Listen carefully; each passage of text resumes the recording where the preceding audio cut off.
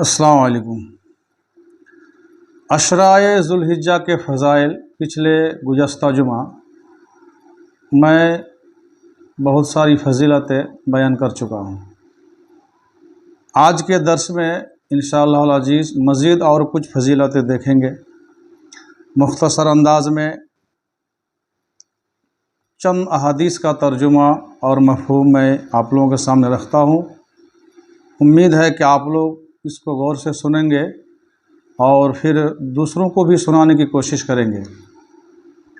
آئیے ایک حدیث جو مسند احمد اور الفاظ کے کچھ ہیر پھیر کے ساتھ بخاری شریف کے اندر بھی یہ حدیث موجود ہے، حدیث نمبر 969، اور البزار کے اندر بھی یہ حدیث موجود ہے۔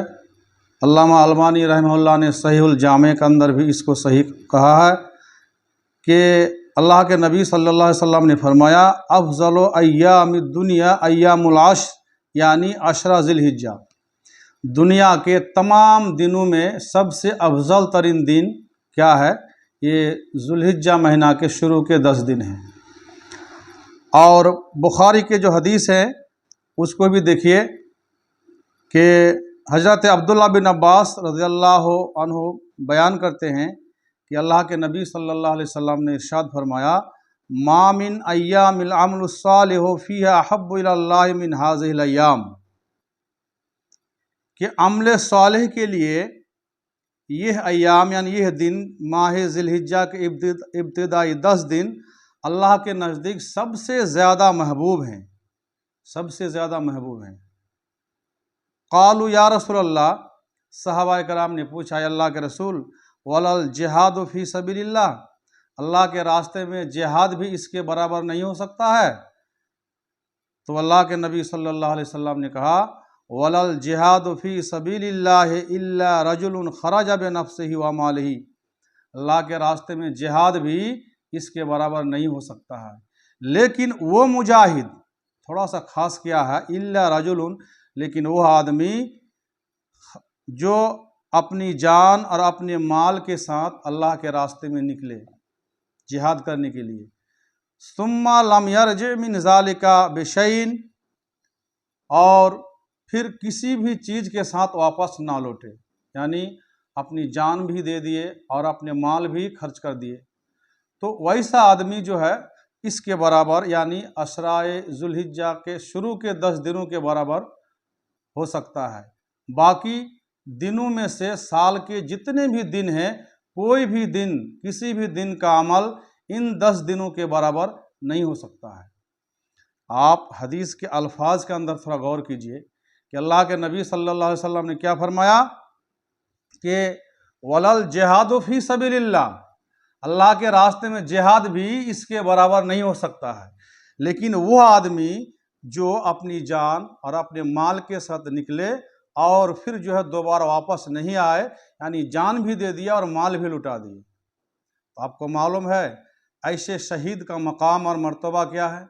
جو اپنی جان اور اپنے مال کے ساتھ اللہ کے راستے میں شہید ہو گئے، اس کا مقام اور اس کی عزت اللہ تعالیٰ کے یہاں کتنی ہے۔ آئیے پہلے اس سلسلے میں ایک دو حدیث کا مفہوم سمجھ لیجئے کہ جو اپنی جان اور اپنے مال کے ساتھ اللہ کے راستے میں شہید ہو گئے اس کا مقام کیا ہے اللہ کے نزدیک۔ بخاری شریف کی حدیث ہے، حدیث نمبر 2817، اللہ کے نبی یہ حدیث بخاری میں اور بھی کئی جگہ پر ہے اس طرح کا تھوڑا سا الفاظ کے ہیر پھیر کے ساتھ، اسی طرح معنی اور مفہوم کے ساتھ یہ حدیث اور بھی کتابوں میں موجود ہے۔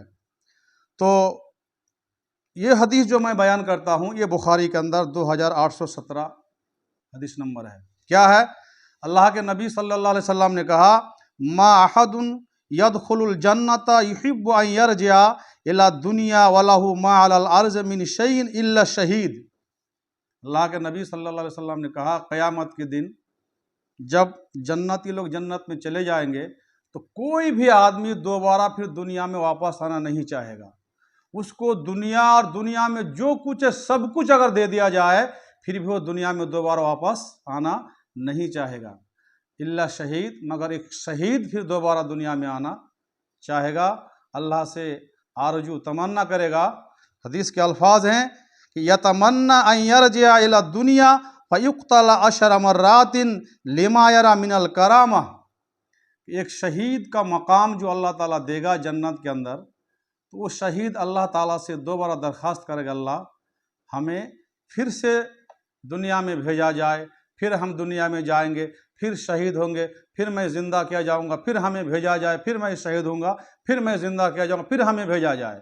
यानी हदीस के अल्फाज फ़युक़्तल अशर मर्रात, वो 10 मरतबा जो है अल्लाह के रास्ते में शहीद होने का तमन्ना करेगा कि अल्लाह मुझे दुनिया में भेजा जाए, मैं फिर से जान और माल लुटा दूंगा, फिर मैं यहाँ आऊँगा, फिर मैं जिंदा होऊंगा, फिर मैं शहीद हो जाऊँगा। अल्लाह अकबर। आप इससे क्या समझे?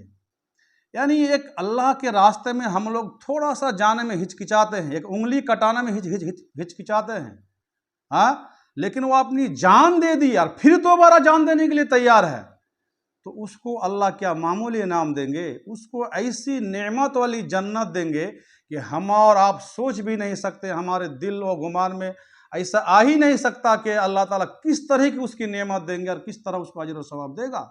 वो तो अल्लाह ही बेहतर जानते हैं। लेकिन वो अजर व सवाब देख करके वो बार बार तमन्ना करेगा दुनिया में आने के लिए कि अल्लाह हमें दुनिया में फिर से भेजा जाए। मेरे भाइयों, आप इसको मामूली मत समझिए। और एक दूसरी हदीस में है कि अल्लाह के नबी सल्लल्लाहु अलैहि वसल्लम ने फरमाया, मा यजदु शहीद मिनल क़त्ल इल्ला कमा यजदु अहदुकुम मिनल क़रसा। इब्न माजा की हदीस है, हदीस नंबर 2802। क्या है इसका मफहूम? कि जब एक शहीद अल्लाह के रास्ते में अपनी जान दे देता है, शहीद होता है, तो उसको इतनी तकलीफ होती है जिस तरह एक चूंटी काटने से तकलीफ होती है, यानी मामूली सी तकलीफ होती है। हम लोग डरते हैं अल्लाह जान दे देंगे, क्या होगा, कितनी तकलीफ होगी। नहीं, एक शहीद जब मरता है अल्लाह के रास्ते में, एक चूंटी काटने के बराबर एक हल्की सी तकलीफ होती है उसको। और एक दूसरी हदीस में है, अबू दाऊद शरीफ की हदीस है, हदीस नंबर 2522, अल्लाह के नबी सल्लल्लाहु अलैहि वसल्लम ने कहा, इशफ़अ शहीद फ़ी सबईन मिन अहले बैतिही।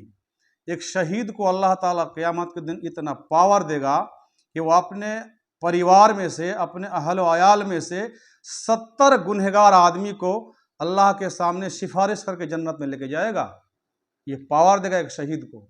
इनके अलावा और भी बहुत सारे फ़ज़ाइल हैं एक शहीद के बारे में। मैं आप लोगों के सामने ये इसलिए कहा कि आप अंदाज़ा कीजिए कि एक शहीद का मकाम कितना है। तो अल्लाह के नबी सल्लल्लाहु अलैहि वसल्लम ने क्या कहा कि वलल जिहादो फी सबीलिल्लाह, ये अशराए ज़िलहिज्जा के बारे में कहा, शुरू के 10 दिनों के बारे में ज़िलहिज्जा महीने के, कि जिहाद फी सबीलिल्लाह भी इसके बराबर नहीं है। लेकिन हाँ, जो अपनी जान और अपने माल के साथ चला गया फिर दोबारा वापस नहीं आए, वो इसके बराबर हो सकता है। यानी जिस तरह एक शहीद दुनिया में दोबारा आने की तमन्ना करेगा बार बार, उतना ही मकाम और उतनी ही फजीलत और उतनी ही इज्जत अल्लाह रब्बुल आलमीन ज़ुल्हिज्जा महीने के 10 दिनों में जो हम लोग अच्छे अमाल करते हैं, वैसा ही अमाल और वैसी ही नेमत अल्लाह ताला हम लोगों को अता करेंगे। इस 10 दिनों में हम लोग क्या अमल करेंगे? नमाज का टाइम होने जा रहा है, बस 1-2 हदीस और सुन लीजिए कि इन 10 दिनों में हम लोग क्या अमल करेंगे। पहाड़ जैसा आपको अमल नहीं करना है। अल्लाह के नबी सल्लल्लाहु अलैहि वसल्लम ने क्या कहा कि इन 10 दिनों में, ज़ुल्हिज्जा महीने के शुरू के 10 दिनों में तुम लोग क्या करो, जिस तरह नमाज पढ़ते हैं, रोज़ा रखते हैं, इसी तरह पाबंदी के साथ क्या नमाज पढ़िए। लेकिन इसमें क्या कीजिए, फ़अक्सिरू फ़ीहिन्ना मिनत तहलील व तकबीर व तहमीद। इन 10 दिनों में ज़्यादा से ज़्यादा ला इलाहा इल्लल्लाह कहो, ज़्यादा से ज़्यादा अल्लाहु अकबर पढ़ो, ज़्यादा से ज़्यादा अल्हम्दुलिल्लाह पढ़ो। बताइए, ला इलाहा इल्लल्लाह, ये अफज़लु ज़िक्र कहा गया इसको, अफज़लु ज़िक्र ला इलाहा इल्लल्लाह। आप पढ़ते रहिए, दिन में 100 बार पढ़िए, 50 बार पढ़िए, 1000 बार पढ़िए ला इलाहा इल्लल्लाह। इसकी भी बहुत सारी फजीलतें हैं।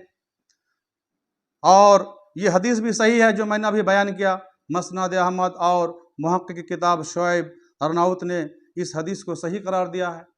तो इन दिनों में हमें ज़्यादा से ज़्यादा अज़कार पढ़ना चाहिए, नमाज के बाद, नमाज से पहले, खाली औकात में, दुकान में बैठे हैं, मदरसे में बैठे हैं, स्कूल में बैठे हैं, चौक चौराहे में बैठे हैं, हमेशा आप क्या اللہ کی تکبیر پڑھتے رہیے۔ صحابہ کرام ان 10 دنوں میں مارکیٹ کے اندر چلے جاتے تھے تکبیر پڑھنے کے لیے، صرف اس نیت سے جاتے تھے کہ ہم لوگ بازار میں جا کے زور زور سے چلا کر تکبیر پڑھیں گے، اور ہماری آواز سن کر کے یہ ہمارے دکاندار بھائی لوگ بھی کیا تکبیر پڑھیں گے۔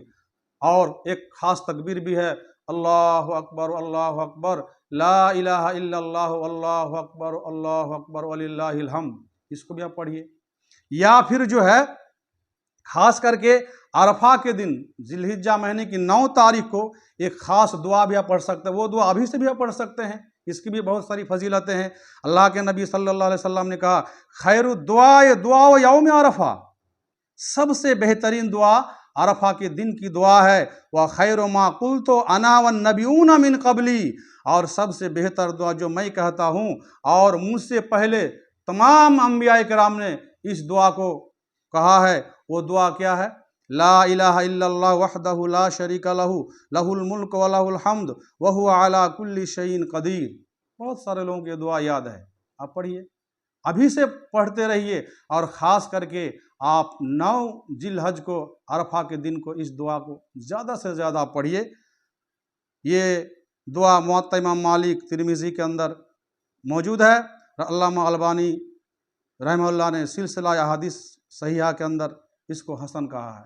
بہرحال اس کے علاوہ اور بھی بہت سارے دعا کے الفاظ ہیں، تسبیح کے الفاظ ہیں، جیسے الحمدللہ، سبحان اللہ والحمدللہ ولا الہ الا اللہ واللہ اکبر۔ بتائیے یہ چھوٹے چھوٹے الفاظ، چھوٹا چھوٹا جملہ، اور اس کی فضیلت کتنی ہے۔ دیکھیے مسلم شریف کی ایک حدیث ہے، اللہ کے نبی صلی اللہ علیہ وسلم نے کہا کہ والحمدللہ تملأ المیزان، جو ایک بار الحمدللہ پڑھے گا نا، قیامت کے دن اللہ تعالیٰ اجر و ثواب سے ترازو کو بھر دے گا، صرف ایک بار پڑھنے سے۔ اور وسبحان اللہ والحمدللہ تملأان ما بین السماوات والارض، اور سبحان اللہ اور الحمدللہ جو دونوں پڑھا تو کہا کہ تملأان ما بین السماوات والارض، تملأ یا تملأان جو بھی ہو، کہ آسمان اور زمین کے بیچ میں جو خالی جگہ دیکھ رہے ہیں نا، گیپنگ دیکھ رہے ہیں، اتنی بڑی جگہ کو اللہ رب العالمین نے کیا کرے گا؟ اجر و ثواب نیکیوں سے بھر دے گا۔ یہ کب کی فضیلت ہے؟ جو عام دنوں میں آپ پڑھتے ہیں سبحان اللہ والحمدللہ، مان لیجئے عام دنوں میں آپ پڑھے، ذی الحجہ مہینے میں نہیں، عام دنوں میں اگر آپ پڑھتے ہیں، ایک بار پڑھتے ہیں سبحان اللہ الحمدللہ ہے، تو اس کے بدلے میں اللہ تعالیٰ جو ہے کیا کریں گے؟ آسمان اور زمین کے بیچ میں جتنی بھی خالی جگہ ہیں تمام جگہوں کو نیکیوں اور اجر و ثواب سے بھر دے گا۔ تو اگر ہم ذی الحجہ مہینے کی ان 10 دنوں میں اس کو اگر پڑھیں گے تو اس کا اجر و ثواب کتنا ہوگا، آپ اندازہ کیجئے میرے بھائی اور دوستو۔ اس لیے ہم سارے لوگ بے خیالی میں ابھی ہیں، بے فکر ہو کے گھوم رہے ہیں، آگے چل کے آپ لوگ پچھتائیں گے میرے بھائی اور دوستو۔ ایک ایک نیکی کے لیے آپ کو قیامت کے دن جہنم میں جانا پڑے گا، اس لیے اس کو غنیمت سمجھیے کہ ان 10 دنوں میں اللہ رب العالمین نے ہم لوگوں کے لیے بہت سارا آفر دیا ہے، یہ ایک شہید کے برابر ہم لوگوں کو مقام دیا ہے۔ اگر یہ چھوٹا چھوٹا جملہ ہم لوگ پڑھتے ہیں، اس میں الحمدللہ، استغفر اللہ، سبحان اللہ، اللہ اکبر، لا الہ الا اللہ، اللہ اکبر، آپ پڑھتے رہیے، اور آپ خاص کر کے عرفہ کے دن کا روزہ 9 تاریخ کا روزہ کو رکھنے کی کوشش کیجیے، اپنے پریوار اہل و عیال کو بھی رکھوائیے، اور نماز کا اہتمام کیجیے، اور زیادہ سے زیادہ دان و خیرات کی، یعنی جو بھی اعمال آپ اچھا نیک عمل جو بھی اس 10 دنوں میں آپ کریں گے، آپ کو ایک جو ہے جان و مال کے ساتھ شہید ہو جانے والے کا مقام اللہ تعالیٰ آپ کو عطا کریں گے۔ میرے بھائی اور دوستو، عصر کی اذان ہو گئی ہے، اس لیے اللہ تعالیٰ سے دعا ہے کہ ہم سب لوگوں کو جتنی باتیں آج میں آپ لوگوں کے سامنے اپنی ٹوٹی پھوٹی زبان میں بیان کیے، سب سے پہلے مجھے اور جو بھی میری باتوں کو سن رہے ہیں، دیکھ رہے ہیں، سب کو اللہ رب العالمین ان احادیث پر عمل کرنے کی توفیق عطا فرمائے۔ اللہم آمین۔ السلام علیکم۔